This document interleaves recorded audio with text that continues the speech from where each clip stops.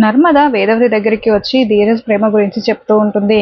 అత్తయ్య, అసలేం జరిగిందో తెలుసా? ధీరజ్ కారు ఎలా కొన్నాడో తెలుసా? ధీరజ్ కారు కొనడం కోసం మన ప్రేమ డ్యాన్స్ కాంపిటీషన్లో పార్టిసిపేట్ చేసి ఆ విన్నర్ అయ్యి ఆ 10 లక్షలు తీసుకొని వచ్చి ధీరజ్కి ఇచ్చి కారు కొనిచ్చింది. అంతా మన ప్రేమ వల్లనే అని చెప్తూ ఉంటే, అక్క ఎందుకక్క ఇప్పుడు ఇవన్నీ అని ప్రేమ అడ్డుకుంటూ ఉంటుంది. అవునా, నా బంగారం నా బంగారమే అంటూ వేదవతి ప్రేమని ముద్దులాడుతూ ఉంటుంది. ఇంకా మీ ఇద్దరి పెళ్లి జరిగిన పరిస్థితిలో మీ ఇద్దరు ఇష్టం లేకుండా పెళ్లి చేసుకున్నారు. నేను వీడి చేత తాళి కట్టించుకోవడం కన్నా చావడం బెటర్ అని నువ్వు సూసైడ్ చేసుకోబోయావు కదనే, దాని మెడలో తాళి కట్టను అని నువ్వు కూడా అన్నావు కదరా. కానీ మీ ఇద్దరు ఎలా ఉంటారో, ఎంత ఇబ్బంది పడతారో అనుకున్నాను. మీ ఇద్దరి మధ్యలో ప్రేమ వచ్చింది, మీరిద్దరు సంతోషంగా ఉన్నారు. నాకు ఇంతకన్నా ఇంకేం కావాలరా? నేను చేసిన ఆ పెళ్ళి చెడిపోలేదు, నాకు చాలా సంతోషంగా ఉంది అని వేదవతి చెరో పక్కన ఇద్దరిని అటు ఇటు కూర్చోబెట్టుకొని ఉంటుంది. ధీరజ్ ప్రేమని కూర్చోబెట్టుకొని ముద్దులాడుతూ ఉంటుంది. ఇంకా ఇదంతా అటుగా వెళ్తున్న వల్లి చాలా షాకింగ్గా వింటూ ఉంటుంది. అప్పుడే ఆ వేదవతి వల్లి వైపు చూసి, ఇప్పుడు ఇవన్నీ మాటలు వినేసిందా ఇది అని అనుకుంటూ అక్కడ వెళ్తున్న వల్లి దగ్గరికి వెళ్ళి వల్లి చెంప మీద లాగి పెట్టి కొడుతుంది.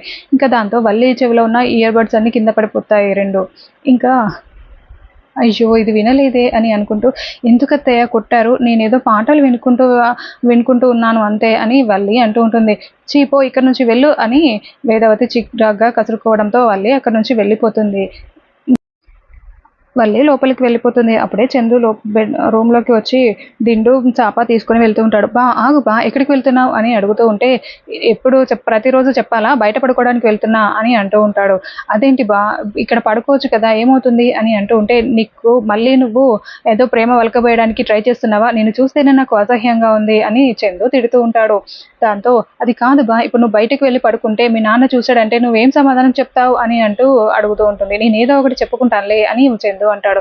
ఒక్కరోజు చెప్తావు, ప్రతిరోజు ఏమని చెప్తావు? పర్వాలేదు, నేనేం ఇప్పుడు నిన్ను ప్రేమించమనో నువ్వు నాతో సంసారం చేయమని నేను అడగట్లేదు. ఇక్కడ పడుకో, నువ్వు పైన పడుకో, నేను కింద పడుకుంటాను. మామయ్య గారికి ఇదంతా తెలిస్తే చాలా బాధపడతారు బా, నా మాట విను అని చెప్పడంతో చందు సరే అని బెడ్ పైన పడుకుంటాడు. వల్లి చాప కింద వేసుకొని పడుకుంటుంది. ఇంకా చాలా కోపంగా ఆలోచిస్తూ ఉంటుంది. వేదవతి నర్మద వాళ్ళు మాట్లాడుకున్న మాటలన్నీ వల్లి గుర్తు చేసుకుంటూ ఉంటుంది.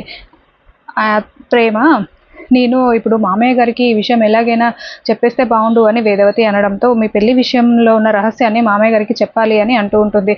అది కాదత్తా, ఇప్పుడు నువ్వు పెళ్లి రహస్యం చెప్పాలి అంటే నేను ఎలాంటి పరిస్థితుల్లో ధీరజ్ని పెళ్లి చేసుకున్నానో చెప్పాల్సి వస్తుంది. ఆ కళ్యాణ్ గాడి గురించి చెప్పాల్సి వస్తుంది. నేను కళ్యాణ్ గాడితో పారిపోవడం వల్లే, మోసపోవడం వల్లే నువ్వు తీసుకొచ్చి ధీరజ్కి ఇచ్చి పెళ్లి చేసావని అదే విషయం, అన్ని విషయాలు బయటకు వస్తాయి అత్తయ్య. ఇప్పుడు ఆ విషయం చెప్పకుండా ఉండడమే బెటర్ అని ప్రేమ అంటూ ఉంటుంది. ఆ విషయాలన్నీ వల్లి గుర్తు చేసుకుంటూ ఉంటుంది.